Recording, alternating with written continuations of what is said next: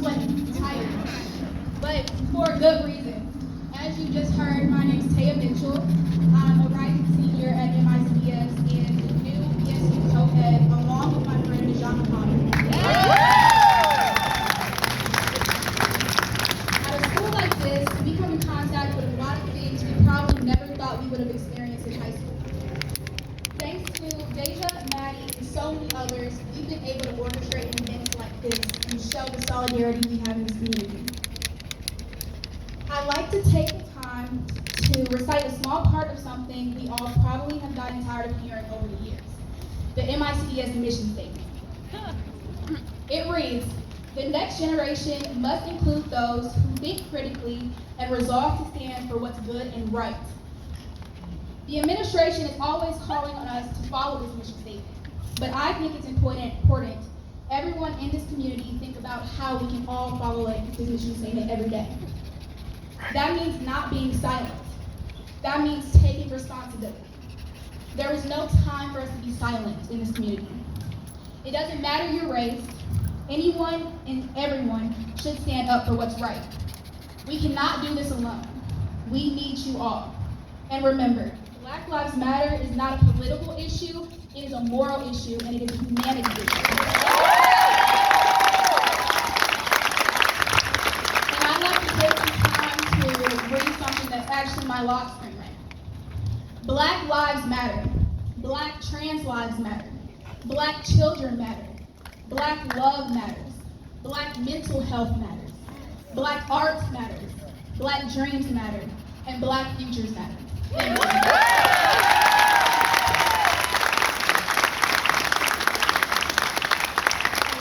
you. Thank you, Taylor. Thank you so much. And we wish you the best of luck as you take over Black City Union this year. We got you. We got you. We got you. Next up, we have, who I call her TT, but her actual name is Miss Prince.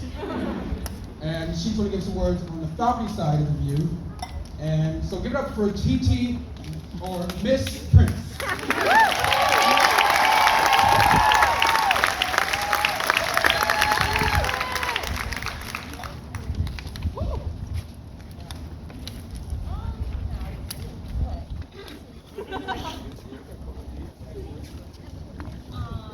If you're Black, I need you to move towards the front. I don't know why you're in the back. You don't need to be in the back anymore. Move towards the front. Thank you all for your attendance in this heat. I know it's not easy, but this work is never easy and it's never comfortable, but we're here. So this message is for the Black folks, but especially for our current students, because we're here for y'all.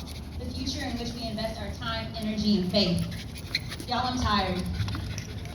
Another Black person's life is snuffed out, told their breath doesn't matter, and we're forced to bear witness through a cell phone screen. Maybe you woke up hoarse only to realize you've been screaming all night. Maybe right now you're numb and hate yourself for it because you don't want to be desensitized, but what choice do you have if you want to smile again? Maybe you've wondered out loud, will it be me next? Will it be me next, my siblings, my friends? Maybe you're secretly grateful that school was out when Minneapolis burned down because pretending you're okay on a Zoom call would have been overwhelming. Maybe you have thought, I love being Black, but sometimes it costs too much. These are some of my feelings over the last 3 months, but I have felt this way since 2012 when I first learned Trayvon Martin's name. So much and not enough has changed between then and now, and it's easy to be despondent. However, I became a teacher because I believe in the power of the young to create change and make good trouble, as Brother John Lewis said. But making good trouble can be frightening. In the Bible, Joshua 1, verses 7 through 9, God tells Joshua, be strong and courageous, multiple times to encourage him to stand up for God's law. In this context, to stand up for what is right and good. My intention today is to encourage you as we stand together demanding our systems to do what is right and good. So, how might we be strong and courageous in these harrowing times? Answer, remember who you are and whose you are.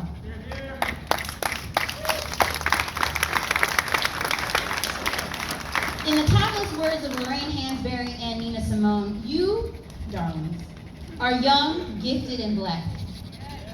As Ms. Simone sang, to be such is, a quote, a lovely, precious dream.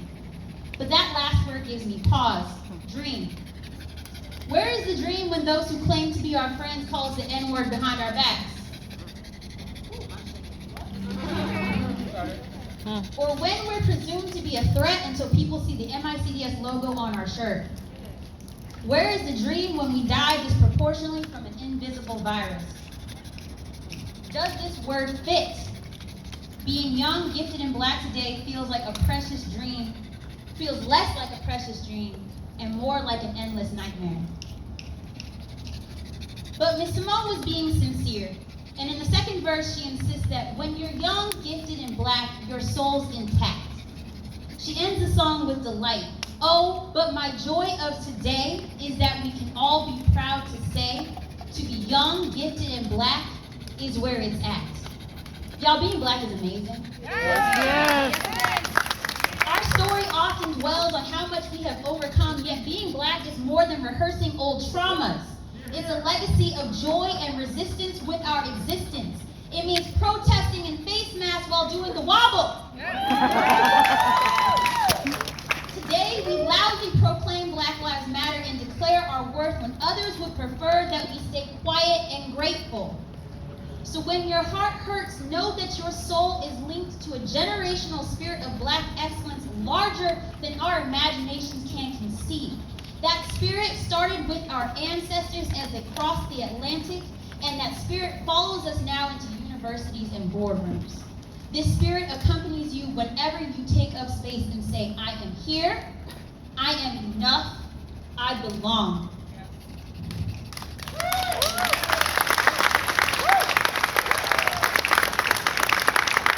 All that said, I know this world, this nation does not always feel like home. You walk into spaces that whisper and question your presence. A classmate will say something slick and you wonder, is this a microaggression or is this Tuesday? Some days you want to disappear because the whispers start to sound like screams. Baby, today, let's remember this. Your blackness is not a cloak to hide in or a cross burdening your shoulders to make you stoop and hunch. It is a crown bestowed upon you to carry on a strong, stoic head, and not everybody gets to wear it, y'all.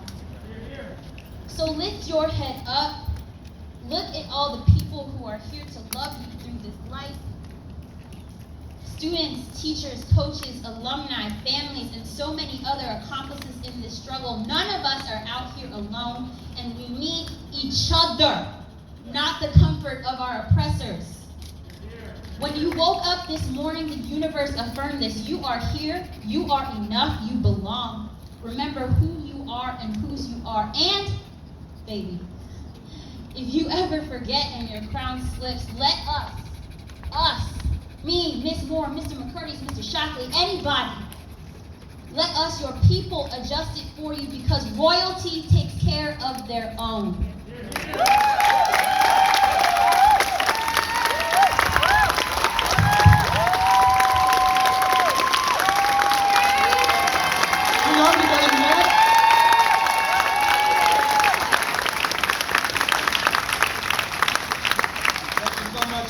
That was a very, very powerful word as well. Next up, we have Miss Deja Wood, who is class of 2017. Hi, everyone.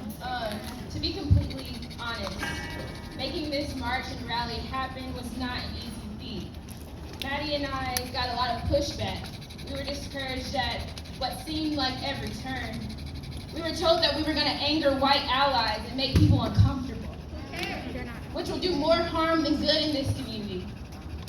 We told MICDS they could either beat us or join us.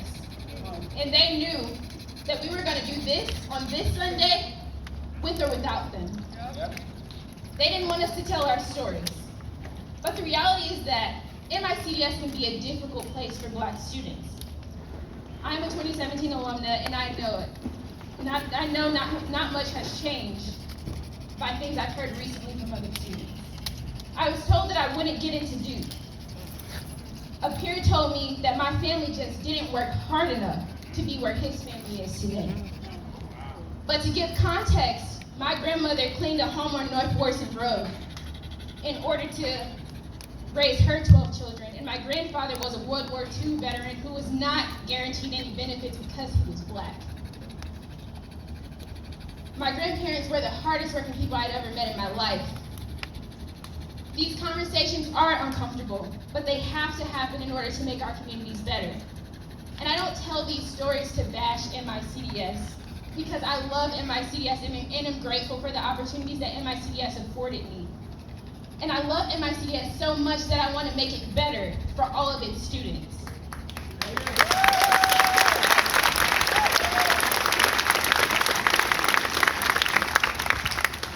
My story is not unique. It's pervasive and real. We all play a role in making this community better and safer for Black students and families. Thank you all for being here in support of Black students and families at MICDS. It is critical that the students look around and see who their allies are.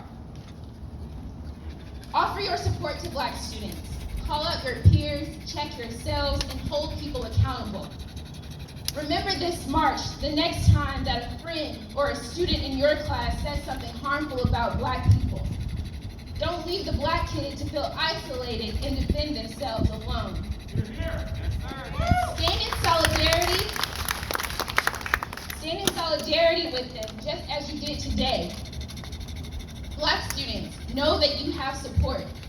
It may not always feel like it, but you do. Look around you.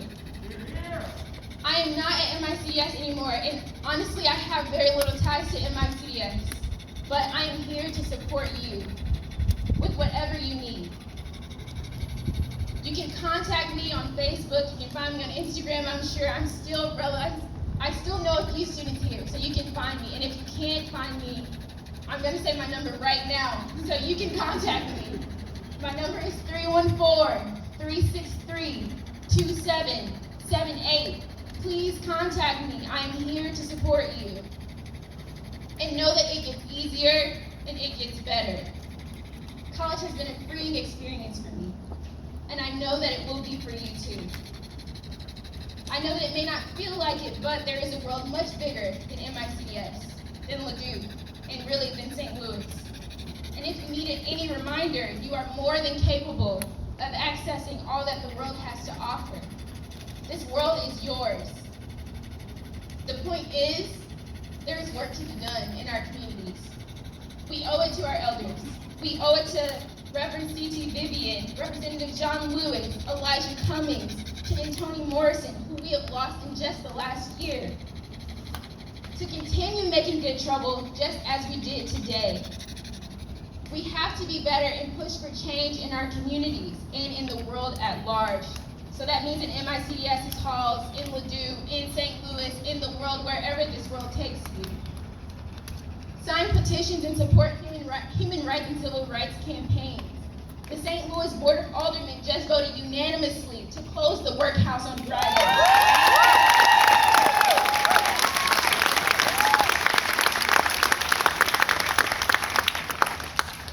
Is due to organizing and supporters that made the aldermen hear their voices, their needs, and their wants loud and clear, so it's possible. Donate to the Bail Project St. Louis to support those that are sitting in jail solely because they can't afford bail. Over 90% of people in the workhouse right now are there because they cannot afford bail. And for those who don't know, the workhouse is the infamous St. Louis jail for its unlivable living conditions. There are still Ferguson protesters in jail for demanding justice. Joshua Williams was 18 when he was arrested for stealing a bag of chips and lighting a quick trip trash can on fire in 2014. He served 5 years in the jail in Clayton, which is not too far from here. That's 5 of his 8 years that he was sentenced. He is up for parole in September. Go to freejoshwilliams.com and write him a letter of character support to help him get home. He's served enough time. If you are old enough, make it your duty to vote in November.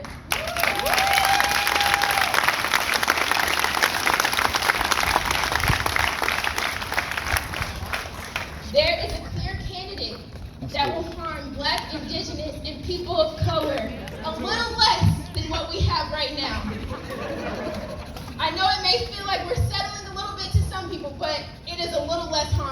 and we have to take what we can get. For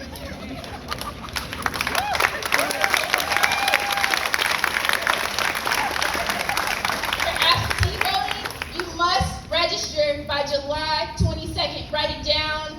Remember that. Say it over and over in your head 15 times. However you need to remember it. Absentee voting, July 22nd. Make sure it's done. The work cannot stop here at this march and rally. Again, we have to keep making good trouble. It is necessary trouble.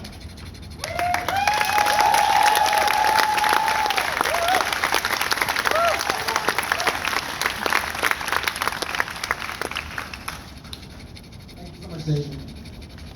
Now it's my turn. You better, Bryce! We are friends.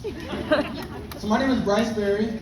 I'm a member of the greatest class that's ever existed here in MICDS. Yes, class of 2019.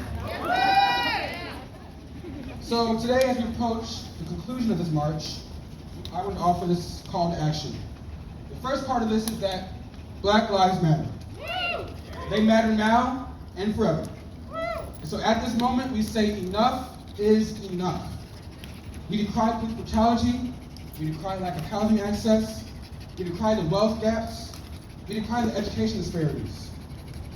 When we say Black lives matter, that means they matter everywhere, period. When we encourage everyone to seek out petitions, donate causes that promote racial equity, and to hold our government accountable in creating real change in our communities. Black Lives Matter is not just a phrase, nor a political statement, it's work. And together, we must do the work to create the day where Black Lives Matter is the norm. And to our white allies in this fight, we thank you. It is a powerful statement to yield one's privilege for the suffering. So we need you in this fight. And we encourage you not to be afraid to speak up and speak out for all that is good and right. It is easy to be comfortable, but it is monumental to be uncomfortable. Your discomfort has the power to shake tables, change conversations, and tear down systems. It is imperative that you lean into discomfort if we are to continue the work to make this union a little more perfect. I strongly believe that this is an inflection point in our nation. Not just an inflection point, but a point of introspection. You have folks from every walk of life asking, what more can they do? That's always been the profound spirit of this nation. Folks asking, what more can we do? And then once they find the answer, getting that work. This country, America, has been sustained by folks asking, what more can they do? It takes some powerful and strong introspection to progress. I may even argue there is no outer progress without first looking from within. So we have now come to the conclusion of this demonstration, but not the conclusion of this movement. The movement doesn't start here, it doesn't even end here, but it's unsurprising that we meet here. Here is the personification of what community is. Black and white, male and female, believers and non-believers. This is what community looks like. This is also what community feels like. It's supposed to be a safe haven, a sheltering place for all those enter these gates. Yet the question now lies, is that really being done? We've come a long way. We have miles up to go. And so it is no secret what has happened on these grounds in the past. So in our final call to action, we call on MICDS, the alma mater we love and are grateful for, to lean into the discomfort of this moment of national reckoning, to itself take a moment of introspection, and hold itself accountable to the words that it has embroidered in gold. It is a false choice to walk away from the past and ignore it as if those instances of moral failure didn't occur.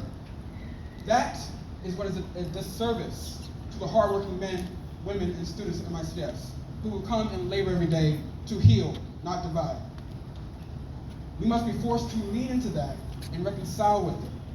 We are no different from where we are as a nation itself, as it itself attempts to reconcile and restore. We must lean into this moment of national reckoning and create a new era.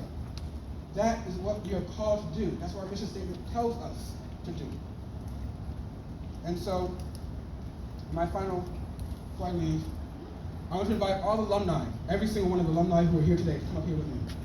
If you're alumni, come up here right now. Go, Ray.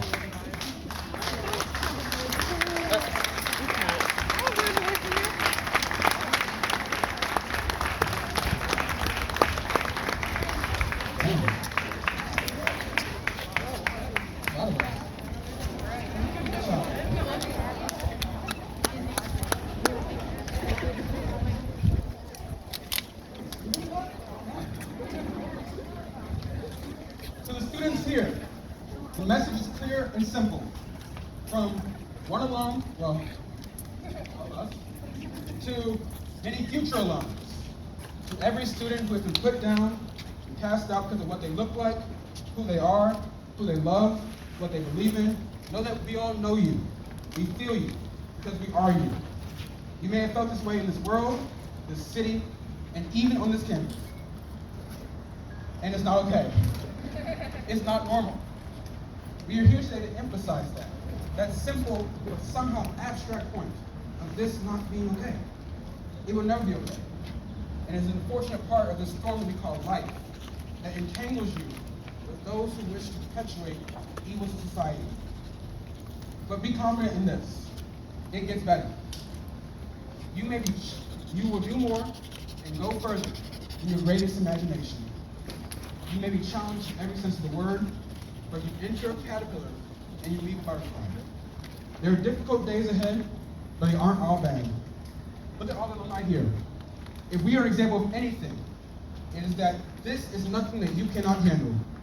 You are strong, you are tough, you are important, but most importantly, you matter. And it is that light in you that they can never diminish.